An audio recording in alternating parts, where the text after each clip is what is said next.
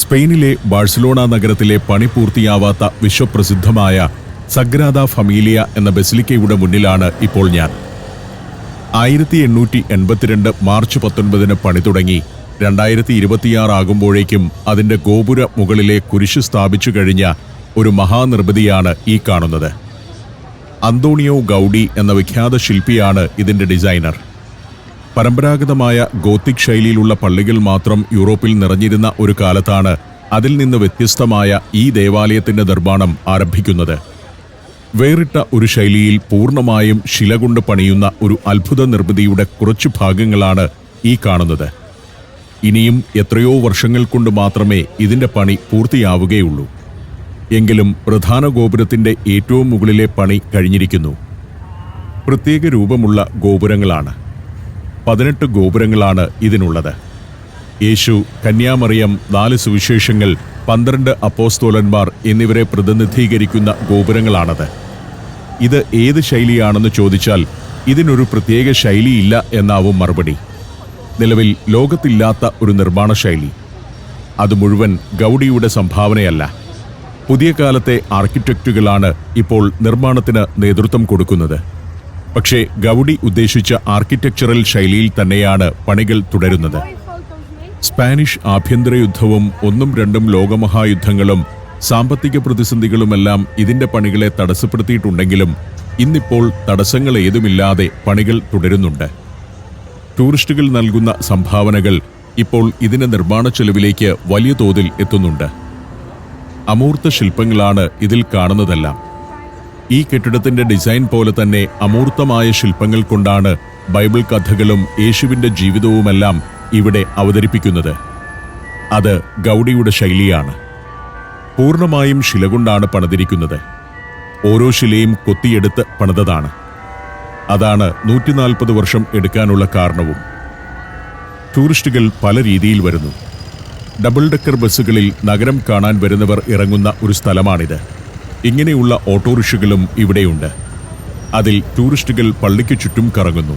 അതിലെ ഡ്രൈവർ പെൺകുട്ടി കഥകൾ വിവരിച്ചു കൊടുക്കുന്നു. അവൾക്ക് മൈക്കുമുണ്ട്. പല പല വണ്ടികളിൽ ടൂറിസ്റ്റുകളുടെ സംഘങ്ങൾ കടന്നു പോകുന്നുണ്ട്. ആയിരക്കണക്കിന് ടൂറിസ്റ്റുകളാണ് ഓരോ ദിവസവും ഇവിടെ വരുന്നത്. ഞാൻ പള്ളിയുടെ പണി പൂർത്തിയാവാനുള്ള ഭാഗത്തേക്ക് നടന്നു. ഇത് തെക്ക് കിഴക്കേ ഭാഗമാണ്. ഗ്ലോറി ഫസാഡ് എന്നൊരു മുഖപ്പ് ഇവിടെ പണിയാനുണ്ട്. അതിന്റെ എതിർവശത്ത് ഇങ്ങനെയൊരു കെട്ടിട കോംപ്ലക്സ് ഉണ്ട്. FCB അഥവാ ഫുട്ബോൾ ക്ലബ് ബാഴ്സലോണയുടെ ഒരു സുവനീർ ഷോപ്പുമെല്ലാമുണ്ട് അതിൽ. ഇതെല്ലാം പൊളിച്ചു മാറ്റപ്പെടാനുള്ളതാണ്.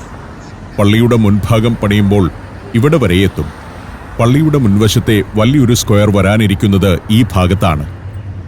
ഞാൻ ആ കെട്ടിടത്തിന്റെ അകത്തേക്കൊന്ന് കയറി നോക്കി. എന്തോ ഷോകളുണ്ട്. FC ബാഴ്സലോണയുടെ പഴയ ജേഴ്സികൾ പ്രദർശിപ്പിച്ചിരിക്കുന്നു. FC ബാഴ്സലോണ എന്നത് കത്തലാൻ ജനതയുടെ രക്തത്തിൽ അലിഞ്ഞ വികാരമാണ്. ആ കെട്ടിടത്തിൽ നിന്നും പുറത്തിറങ്ങി. പള്ളിയുടെ ഈ ഭാഗമാണ് ഇനി ഇങ്ങോട്ട് എക്സ്റ്റെൻഡ് ചെയ്തു വരാനുള്ളത്. ഗ്ലോറി ഫസാഡ് വരാനിരിക്കുന്ന ഭാഗം. ഇപ്പോൾ അവിടം അടച്ചു കെട്ടി പണി നടക്കുകയാണ്. പണി പൂർത്തിയാവുമ്പോൾ ഇവിടെയാകും സഗ്രാദ ഫമീലിയയുടെ പ്രധാന എൻട്രൻസ് വരുമ്പോൾ ഈ കെട്ടിടങ്ങളെല്ലാം പൊളിച്ചുകളയും. ഇവിടുത്തെ 2 ബ്ലോക്കുകളിലെ കെട്ടിടങ്ങളെല്ലാം മാറ്റി വത്തിക്കാനിലെ സെന്റ് പീറ്റേഴ്സ് ബസിലിക്കയുടെ മുന്നിലെ സെന്റ് പീറ്റേഴ്സ് സ്ക്വയർ പോലെ ഇവിടം രൂപപ്പെടുത്തും. അങ്ങനെയാണ് ഉദ്ദേശിക്കുന്നത്. ഒരു 10 വർഷം കൂടി എടുക്കും ഗ്ലോറി ഫസാഡ് പൂർത്തിയാകാൻ. അതിനു മുന്നിലെ സ്ക്വയർ ഉൾപ്പെടെ പണിതീരാൻ എത്ര വർഷം എടുക്കുമെന്ന് അറിയില്ല. ഞാൻ പള്ളിയെ ഒന്ന് ചുറ്റി നടന്നു. ഇതാണ് പള്ളിയുടെ മറ്റൊരു ഭാഗത്തു നിന്നുള്ള കാഴ്ച. 140 കൊല്ലം മുൻപ് പണിതതും പുതിയ കാലത്ത് പണിതതും കല്ലുകളുടെ ആ നിറവ്യത്യാസം കൊണ്ട് മനസ്സിലാക്കാം. എല്ലാ ഭാഗത്തും ധാരാളം സന്ദർശകരുണ്ട്. ഇത് അഡ്വക്കേറ്റ് ജീൻ. എന്നെ ഈ കാഴ്ചകളിലേക്കെല്ലാം കൊണ്ടുപോകുന്നത് ജീനാണ്. ജീനിന്റെ ഭർത്താവ് അഡ്വക്കേറ്റ് തോമസാണ് ഞങ്ങളെ ഇവിടെ കൊണ്ടുവന്ന് ഇറക്കിവിട്ടത്. അദ്ദേഹത്തിന് എന്തോ തിരക്കുള്ളതിനാൽ ഇന്നത്തെ ദിവസം ജീൻ എന്നെ കാഴ്ചകളിലൂടെ കൊണ്ടുപോവുകയാണ്. ഞങ്ങൾ അങ്ങനെ നടക്കുമ്പോൾ ഒരു കോൾ വന്നു. ഞങ്ങളോട് ഒരു ഗേറ്റിലേക്ക് ചെല്ലാൻ പറഞ്ഞു. അവിടെ എത്തിയാൽ ഞങ്ങളെ അകത്തേക്ക് കയറ്റിവിടും. സ്പെഷ്യൽ പെർമിറ്റ് ഉണ്ട്. സന്ദർശകർ കയറുന്ന ഗേറ്റല്ല. ഇവിടുത്തെ ഓഫീസേഴ്സും സ്റ്റാഫും പോകുന്ന ഒരു ഗേറ്റുണ്ട്. അവിടെ നേരത്തെ നിർദ്ദേശം എത്തിയിട്ടുണ്ട്. ഞങ്ങൾ ചെന്നപ്പോഴേ അകത്തേക്ക് കയറ്റിവിട്ടു. പള്ളിയുടെ പുതിയൊരു ഭാഗത്തേക്കാണ് എത്തുന്നത്. ടൂറിസ്റ്റുകൾ വരുന്ന ഭാഗമല്ല ഇതൊന്നും. ഇവിടെ ചെറിയൊരു നടുമുറ്റം പോലുള്ള ഭാഗമുണ്ട്. മുന്നിൽ ഒരു വാതിൽ. അത് കടന്ന് ഭൂഗർഭത്തിലേക്കാണ് പോകേണ്ടത്. ക്രിപ്റ്റ എന്ന് സ്പാനിഷിൽ പറയുന്ന ക്രിപ്റ്റിലേക്ക്. അകത്തൊരു ചർച്ചുണ്ട്. അവിടേക്ക് ഇറങ്ങിച്ചെന്നു. സഗ്രാദ ഫമീലിയയുടെ ഇടവക പള്ളിയാണ്. ആരാധനയ്ക്കായി 2 പ്രധാന ഭാഗങ്ങളാണ് സഗ്രാദ ഫമീലിയയ്ക്കുള്ളത്. ഒന്ന് മുകളിലത്തെ വലിയ ബസിലിക്ക, രണ്ടാമത്തേത് ഈ ഇടവക പള്ളിയും. പള്ളിയിൽ കുർബാന നടക്കുകയാണ്. ഇംഗ്ലീഷ് കുർബാനയാണ്. ഒരു മലയാളി വൈദികനാണ് കുർബാന അർപ്പിക്കുന്നത്. തിങ്കൾ മുതൽ വെള്ളി വരെ എല്ലാ ദിവസവും രാവിലെ 10 മണിക്കുള്ള കുർബാനയാണ്. 10:30 ആയപ്പോൾ കുർബാന തീർന്നു. കുറേ ആളുകളുണ്ട്. രാവിലെ ഇംഗ്ലീഷ് കുർബാന കൂടാൻ വരുന്ന വിദേശികളാണ് ഇതിൽ കൂടുതലും. ഇവിടുത്തുകാർക്ക് വേണ്ടി സ്പാനിഷ് കുർബാന രാവിലെ ഉണ്ട്. ഭൂഗർഭത്തിലെ ഈ ഭാഗമെല്ലാം അന്തോണിയോ ഗൗഡിയുടെ കാലത്ത് പണി തീർന്നതാണ്. ഇതിന്റെ മുകളിലാണ് 18 ഗോപുരങ്ങളോട് കൂടിയ ബസിലിക്ക. ഇതിലൊരു ഗോത്തിക് ശൈലിയാണ് കാണുന്നത്. പള്ളിയുടെ ഒരു കോണിൽ ഇവിടെ പ്രധാന ഭാഗത്ത് ഒരു കല്ലറയുണ്ട്. അന്തോണിയോ ഗൗഡി എന്ന ഈ പള്ളിയുടെ ശില്പിയെ സംസ്കരിച്ചിരിക്കുന്നത് ഇവിടെയാണ്. ഈ പള്ളിക്കകത്ത് 2 പേരെ സംസ്കരിച്ചിട്ടുള്ളൂ. അന്തോണിയോ ഗൗഡിയെയും ഈ വലിയ സ്വപ്നത്തിന് തുടക്കമിട്ട ജോസഫ് മരിയ ബൊക്കാബെല്ല എന്നയാളെയും. ഇപ്പോഴും ചിലർ മെഴുകുതിരി കത്തിച്ചു വെക്കുന്നുമുണ്ട്. ഞാൻ അങ്ങനെ നിൽക്കെ ആ മലയാളി അച്ഛൻ വന്നു. ഫാദർ ജോബി സെബാസ്റ്റ്യൻ കാപ്പിപ്പറമ്പിൽ. പാലാക്കാരനാണ് ഇദ്ദേഹം. MST അഥവാ Missionary Society of Saint Thomas എന്ന ഒരു സഭയിലെ വൈദികൻ. ഇദ്ദേഹം 5 വർഷമായി ബാഴ്സലോണയിലുണ്ട്. അതിൽ കഴിഞ്ഞ 3 വർഷമായി ഈ പള്ളിയുടെ അസിസ്റ്റന്റ് വികാരിയാണ്. ഇദ്ദേഹവും അഡ്വക്കേറ്റ് തോമസും അഡ്വക്കേറ്റ് ജീനുമെല്ലാം സുഹൃത്തുക്കളാണ്. ഇവിടെയുള്ള അപൂർവം മലയാളികളിൽ ഒരാളാണല്ലോ. ഇദ്ദേഹം കമ്മ്യൂണിക്കേഷനിൽ ഗവേഷണം നടത്തിക്കൊണ്ടിരിക്കുകയാണിപ്പോൾ. പഠനത്തോടൊപ്പം ഈ പള്ളിയിൽ അസിസ്റ്റന്റ് വികാരിയുമാണ്. അതിനാൽ ഫാദർ ജോബിക്ക് സഗ്രാദ ഫമീലിയയിൽ എവിടെയും കടന്നു ചെല്ലാം. ഇടവകപ്പള്ളിയിലെ പ്രവർത്തനത്തെപ്പറ്റിയെല്ലാം അദ്ദേഹം പറഞ്ഞു തന്നു. പിന്നെ ഇവിടെ ഇംഗ്ലീഷ് മിനിസ്ട്രി തുടങ്ങിയത് ഞാനാണ്. ഇവിടെ ഇംഗ്ലീഷ് കുർബാന, കാരണം നമുക്കതുപോലെ ടൂറിസ്റ്റ് ഉള്ളതുകൊണ്ട് ഇംഗ്ലീഷ് മാസ് ഇവിടെ തുടങ്ങാനായിട്ട് നമുക്കാണ് അങ്ങനെ ഒരു വൊക്കേഷൻ കിട്ടിയത്. അങ്ങനെ നമ്മൾ ഇംഗ്ലീഷ് മാസ് തുടങ്ങി. അതിപ്പോൾ 2 വർഷം പൂർത്തിയാക്കി. എല്ലാ ദിവസവും തിങ്കളാഴ്ച തൊട്ട് വെള്ളിയാഴ്ച വരെ രാവിലെ 10 മണിക്ക് നമുക്ക് ഇംഗ്ലീഷ് മാസ് ഉണ്ട്. അഡ്വക്കേറ്റ് ജീനും അച്ഛനുമൊക്കെ ഫാമിലി ഫ്രണ്ട്സാണ്, നാട്ടുകാരുമാണ്. ആ ബന്ധങ്ങൾ കൊണ്ട് എനിക്കിവിടെ മറ്റാർക്കും ലഭിക്കാത്ത സൗകര്യങ്ങളും അധികമാർക്കും പകർത്താനാവാത്ത ദൃശ്യങ്ങളും കിട്ടുകയാണ്. ഗൗഡിയെ സംസ്കരിച്ച സ്ഥലത്ത് നിന്ന് ആ മഹാനായ വാസ്തുശില്പിയെക്കുറിച്ചാണ് ഇദ്ദേഹം പറയുന്നത്. 100 വർഷമായി. ഇത് സെന്റിനറി ഇയർ ആണ്. 1926 ജൂൺ 7 അന്തോണിയോ ഗൗഡി മരിച്ചത്. ബാഴ്സലോണയിലെ തെരുവിൽ വെച്ച് ഒരു ട്രാം ഇടിച്ചായിരുന്നു മരണം. ഈ ദേവാലയത്തിന്റെ ഓരോ ഭാഗത്തിന്റെയും ഡിസൈൻ വളരെ നേരത്തെ തന്നെ ഗൗഡി തയ്യാറാക്കി വെച്ചിരുന്നു. അതിനാൽ അദ്ദേഹത്തിന്റെ മരണശേഷവും കൃത്യമായ രീതിയിൽ സഗ്രാദ ഫമീലിയയുടെ നിർമ്മാണം തുടർന്നു. വീണ്ടും നടക്കുകയാണ്. ഈ പള്ളിയിലെ ഓർഗനാണത്. 125 വർഷം പഴക്കമുള്ള ചർച്ച് ഓർഗൻ. അത് കടന്നു ചെല്ലുന്നത് കുമ്പസാരക്കൂടിനടുത്തേക്കാണ്. മരം കൊണ്ടുള്ള കുമ്പസാരക്കൂട്. ഇതും ഗൗഡി ഡിസൈൻ ചെയ്തതാണ്. 3 ഭാഗത്തായി 3 പേർക്ക് മുട്ടുകുത്തിയിരിക്കാം. ഗൗഡി ഇവിടുത്തെ മെഴുകുതിരിക്കാല് പോലും വ്യത്യസ്തമായ രീതിയിൽ ഡിസൈൻ ചെയ്തിരുന്നു. അതുപോലെ തന്നെ ശില്പങ്ങൾ, വിശുദ്ധ രൂപങ്ങൾ, കുരിശ് എന്നിവയ്ക്കെല്ലാം പ്രത്യേകമായൊരു രൂപമാണ് അദ്ദേഹം നൽകിയത്. ഇതിന്റെ ഓരോ എലമെന്റിന്റെയും സൂക്ഷ്മമായ ഡിസൈൻ ഉണ്ടാക്കി വെച്ചിട്ടാണ് മഹാനായ ആ വാസ്തുശില്പി മരിച്ചതെന്നോർക്കണം. അതായത് ഒരു തൂണിന്റെ ഡിസൈൻ ഉണ്ടാക്കി.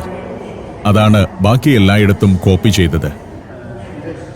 ക്രൂശിത രൂപത്തിന് പുറകിൽ പതിച്ചിരിക്കുന്ന പോഴ്സലീൻ പ്ലേറ്റുകൾ പോലും ഗൗഡി ഡിസൈൻ ചെയ്തതാണ്. ഇതാണ് പള്ളിയുടെ സ്ഥാപകനായ ജോസഫ് മരിയ ബൊക്കാബെല്ലയുടെ കല്ലറ.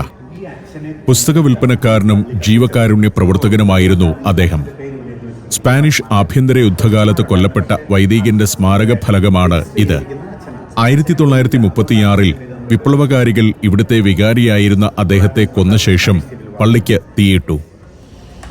പള്ളിയുടെ പുറത്തേക്കിറങ്ങുമ്പോൾ നടുമുറ്റം പോലുള്ള ഭാഗത്തേക്കാണ് എത്തുന്നത്. ഇത് മുഴുവൻ ശിലയാണ്. കല്ലും ചില്ലും മാത്രം ഉപയോഗിച്ചാണ് ഈ പള്ളി പണിതിരിക്കുന്നത്. അതാണ് അത്ഭുതം.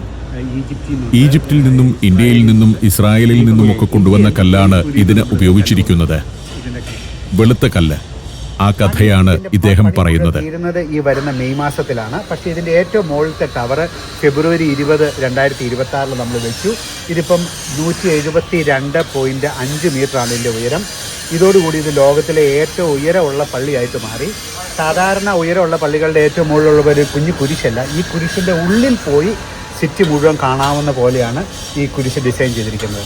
ഞങ്ങൾ പള്ളിയുടെ അഡ്മിനിസ്ട്രേറ്റീവ് ഓഫീസും മറ്റുമുള്ള ഭാഗത്തേക്ക് ചെന്നു. ഇടവക പള്ളിയുടെ ഓഫീസാണ്.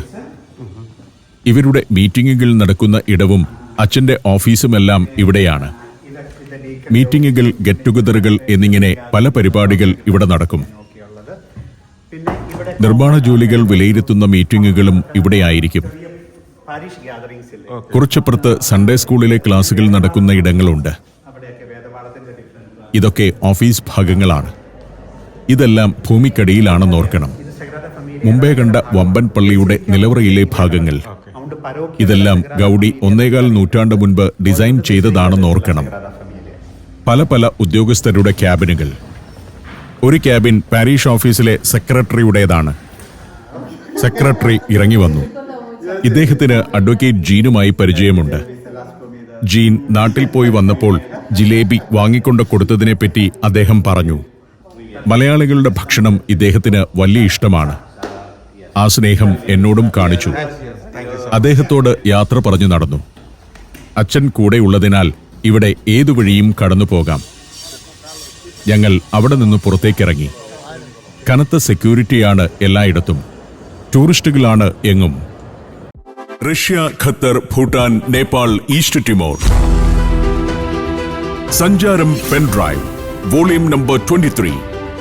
ഫുൾ HD-യിലുള്ള ഈ അപൂർവ ദൃശ്യയാത്രാ വിവരണ ശേഖരം സ്വന്തമാക്കാൻ സഞ്ചാരം എന്ന് SMS ചെയ്യൂ. ഫോൺ 9995 444 222.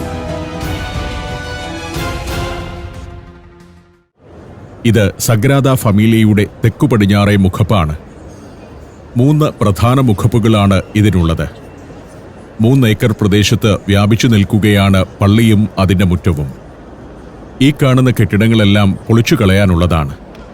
വർഷങ്ങൾ കഴിഞ്ഞ് വീണ്ടും ഇവിടെ വരുമ്പോൾ ഈ ഭാഗം വലിയൊരു സ്ക്വയറായി മാറിയിരിക്കും.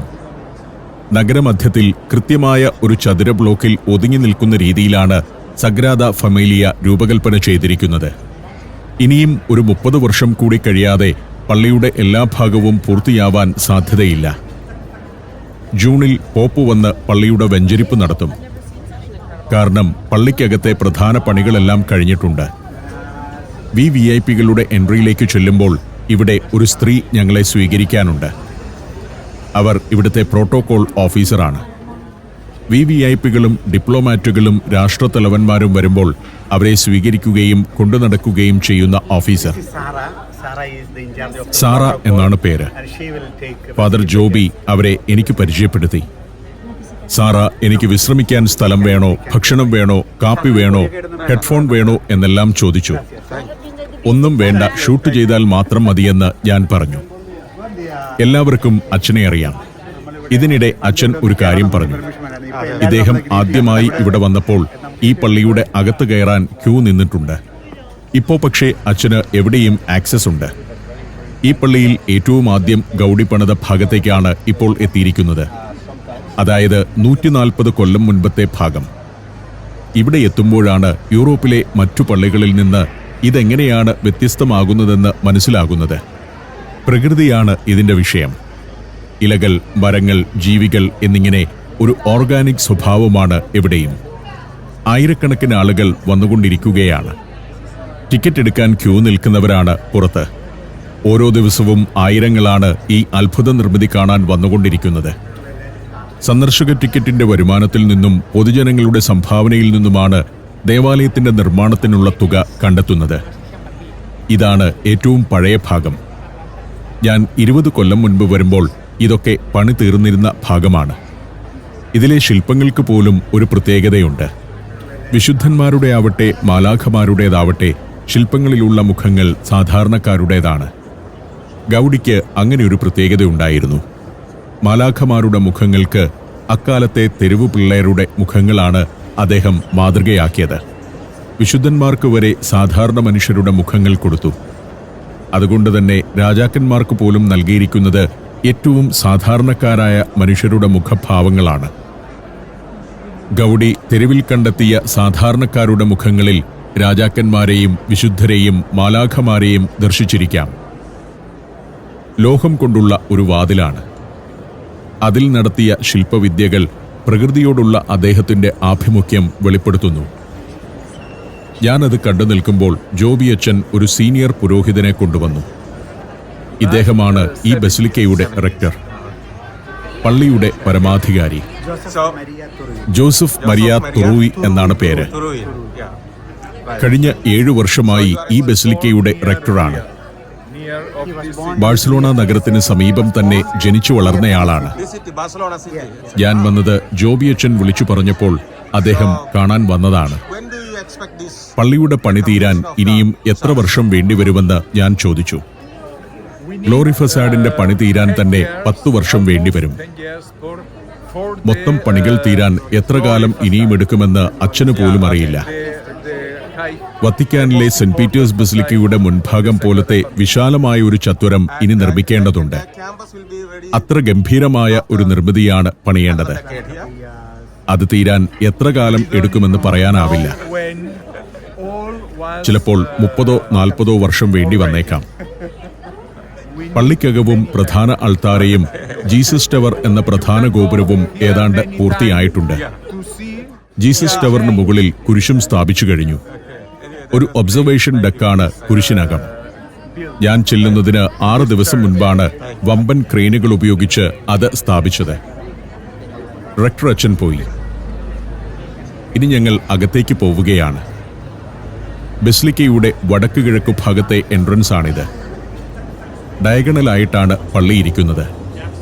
അതിനാൽ കിഴക്ക് ഭാഗം പടിഞ്ഞാറ് ഭാഗം എന്നൊന്നും കൃത്യമായി പറയാൻ പറ്റില്ല. വടക്ക് കിഴക്ക് ഭാഗത്തെ എൻട്രൻസിലൂടെ അകത്തേക്ക് ചെന്നു. ഇതാണ് പള്ളിയുടെ അകത്തെ കാഴ്ച. അത്ഭുതകരമായ കാഴ്ച. ആളുകൾ അത് കണ്ട് ആശ്ചര്യപ്പെട്ടു നിൽക്കുകയാണ്. ഒരു സാധാരണ പള്ളിയിലോ മറ്റു ദേവാലയങ്ങളിലോ കാണുന്ന കാഴ്ചയല്ല. തികച്ചും വ്യത്യസ്തം. ഇതിനൊരു തീമുണ്ട്.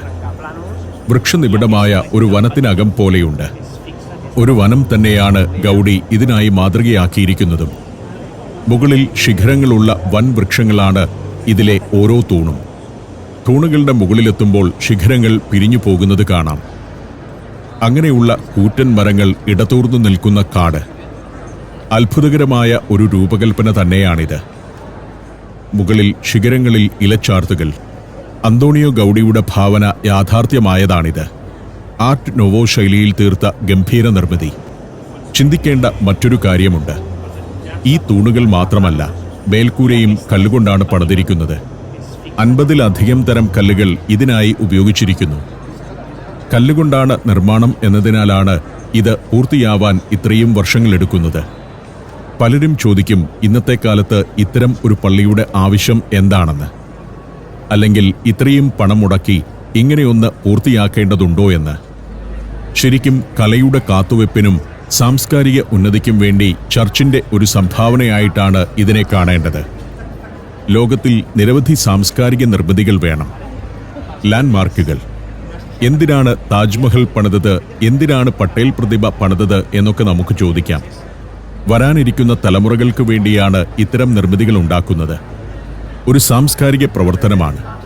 കലയെയും സംസ്കാരത്തെയും ശില്പികളെയും ചിത്രകാരന്മാരെയും ഒക്കെ പ്രോത്സാഹിപ്പിച്ച ചരിത്രം സഭയ്ക്കുണ്ട്. അത് പള്ളികളുടെ രൂപത്തിലും സ്മാരകങ്ങളായുമൊക്കെ നൂറ്റാണ്ടുകൾക്ക് ശേഷവും ആളുകൾ കാണുന്നു. അത്തരം ഒരു സാംസ്കാരിക ചിഹ്നം ഈ ബാഴ്സലോണ നഗരത്തിനു വേണ്ടി സൃഷ്ടിച്ചിരിക്കുകയാണ് ഇവിടെ. അതാണ് ഇതിൻ്റെ പിന്നിലെ ഒരു ഫിലോസഫി. അതിമനോഹരമാണ് ഈ ഉൾഭാഗം. ഈ വീഡിയോ വിഷ്വൽസിന് ഒരു പരിമിതിയുണ്ട്.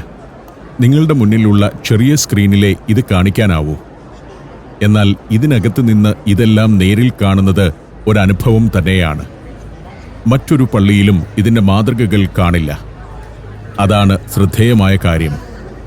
ഓരോ അംശത്തിലും സൂക്ഷ്മമായ പണി നടത്തിയിരിക്കുന്ന അതിവിശാലമായ പള്ളി. അകത്ത് ഓരോ വശത്തും ഓരോ കളർ സ്കീമാണ്. ഒരു സൈഡിൽ വാം ടോൺ ആണെങ്കിൽ മറുഭാഗത്ത് ഒരു ബ്ലൂവിഷ് ടോണാണ്. വലിയ ജാലകങ്ങളിലെ കളർ ചില്ലുകളിലൂടെ കടന്നുവരുന്ന പ്രകാശം കൊണ്ടാണ് അത് ക്രമീകരിച്ചിരിക്കുന്നത്. ഈ മഹാനിർമ്മിതിക്കുള്ളിലൂടെ നടക്കുമ്പോൾ ഞാൻ മറ്റൊരു കാര്യമാണ് ചിന്തിക്കുന്നത്. ഭക്ഷണവും വസ്ത്രവും പാർപ്പിടവും സെക്സും മാത്രം പോരെ മനുഷ്യന് ജീവിക്കാൻ എന്ന് ചിന്തിക്കുന്നവരുണ്ടാവാം. അതുമാത്രം പോരാ, മാനവരാശിക്ക് സാംസ്കാരിക ചിഹ്നങ്ങൾ കൂടി വേണം. അത് മതങ്ങൾ നിർമ്മിക്കുന്നതാണെങ്കിലും തെറ്റില്ല. ശ്രീരാമന്റെ പേരിലുള്ള അമ്പലമാണെങ്കിലും മക്കയിലെ ഹറം പള്ളിയാണെങ്കിലും ഇത്തരം ക്രിസ്ത്യൻ പള്ളികൾ ആണെങ്കിലും ആളുകളെ ആകർഷിക്കുകയും അവരുടെ സാംസ്കാരിക ചിന്തകൾക്ക് ശക്തി പകരുകയും വേണം. മനുഷ്യനെ മൃഗത്തിൽ നിന്ന് വ്യത്യസ്തനാക്കുന്നത് അതാണ്. ഞാൻ സഗ്രാദ ഫമീലിയയുടെ അത്ഭുത കാഴ്ചകളിലൂടെ സഞ്ചാരം തുടർന്നു.